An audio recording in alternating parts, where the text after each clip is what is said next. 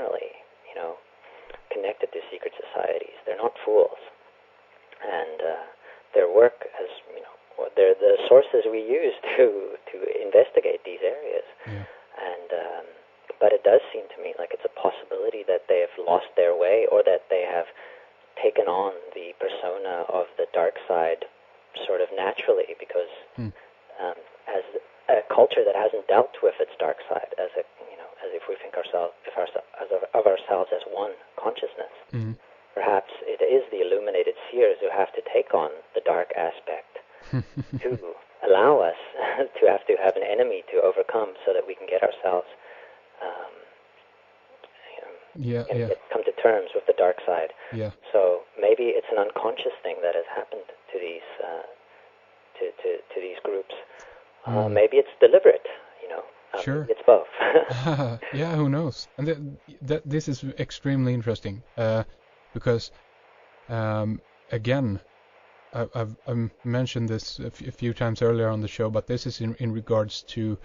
We don't necessarily have to connect the Freemasons with every conspiracy out there, but no, not at all. But I mean that the conspiratorial worldview, if you are to look upon it at that, actually have helped me tremendously to heighten my awareness and so forth. And this again, if this is the dark side of our world, the conspiratorial side, then it sure has brought a lot of good things with it in that sense, because I think a lot of people around are actually having a feeling of heightened awareness or whatever, they become more astute in symbolism and to interpret all the things around them, and that's a very good thing, I think. That's very correct. It's sort of like, if we think of 9/11 a good aspect of 9/11 would definitely be how much awareness it shined onto the subject of control and manipulation that organizations and governments have to even be able to kill its own people. Yeah. And now it might be, I don't know if people are ready for it yet, or if they'll agree, it might be shining a light on the level of control that certain groups have gotten over the events that happen around us, and or manipulation that the people have been able to achieve in the events happening around us. Yeah, it's like this is a very fine line to tread upon. Being able to switch back and forth, I guess, between what is conscious and what is unconscious, and what is actually good for a cause or not good for a cause. And again, this event, I think, if we look upon it emotionally, as in one aspect we can do that and we should do that. That's okay. That's fine. But we shouldn't be carried away by so many people who are up there battling for 9/11 truths and so forth.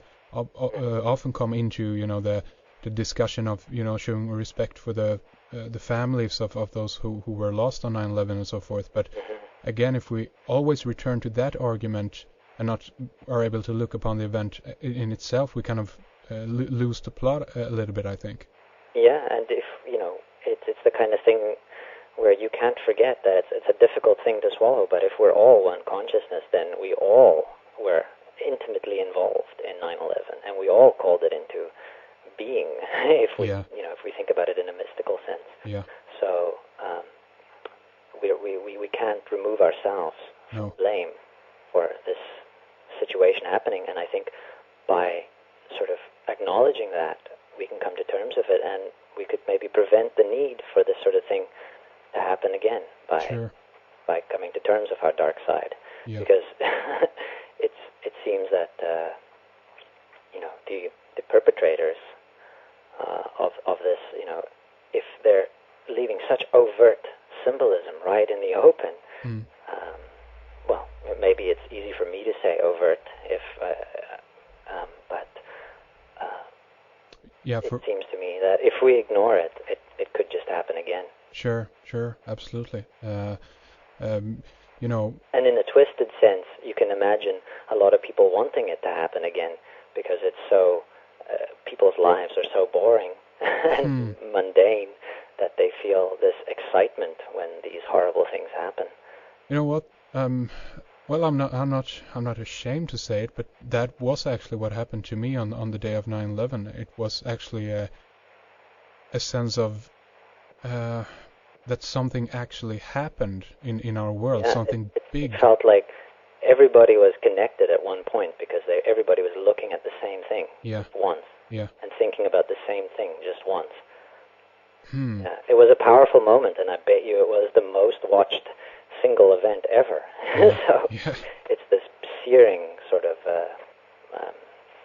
moment in time. Yeah, and again, I mean, that is very, I think, connects very much to the ritualistic aspect of it, having people, you know, both emotionally and you know, with all their senses, actually, you know, focusing on this event. And I mean, I guess if we speak about this in more etheric terms, there's a lot of energy involved in an event like this, both emotional energy and also, you know, human, you know, focus energy, I guess.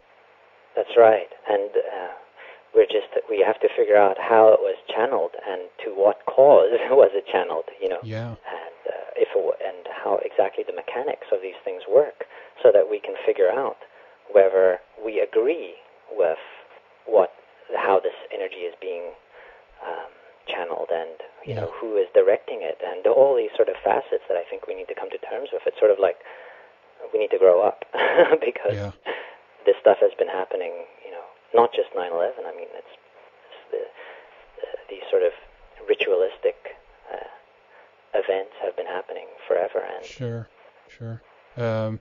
So I mean, this is again, if we look upon it from one angle, this is a very dark thing. So in regards to, if we tie this together with the Stargate, or the opening of the Stargate, the question, I guess, is what kind of, you know, gate are they opening, and what kind of forces are they, you know, taking into this world with an event like this? Yeah, and if perhaps we can take charge of that process, if it is necessary, instead of somebody you don't know or with purposes who are might not be in your best interest. You know, can you learn to use magic and ritual in your own life? Or do you want to be, you know, inside a building when it collapses, when somebody else is using you as part of it? It's a horrible, weird thing to think about. Yeah, indeed. But I don't know. Either way, I think we need to all look at it in a new way so that we can figure it out. Sure, absolutely. You know, one thing I did want to kind of squeeze in here before we finish off here today, you know, is regarding the fact of movies. This is something that you go through a lot of in your work, of course, and even tying this together with actors and so forth. But I guess if we are to take the aspect of someone who is not, you know, symbol literate, as I guess Michael Sarian would say, and not familiar with these concepts that you present and so forth, one might think at first then that it's kind of, you know, almost silly to look at a movie, or even a movie poster for that matter, to kind of have any relevance beyond the fact that the main purpose of this movie is to entertain, and at best it's a work of art or something like that. But is there anything kind of, you know, that you would say to a person like this to kind of make them understand why a movie in this sense is important? Well, I think the reason why a movie is so important is because it's seen by so many people. So you have so many people thinking about an event. It's just like when we were talking about 9/11. Like, if everybody's watching Titanic, then that becomes imbued with all this energy from all the eyeballs that are hitting it, and then all the symbols at work in that movie, and you know, will become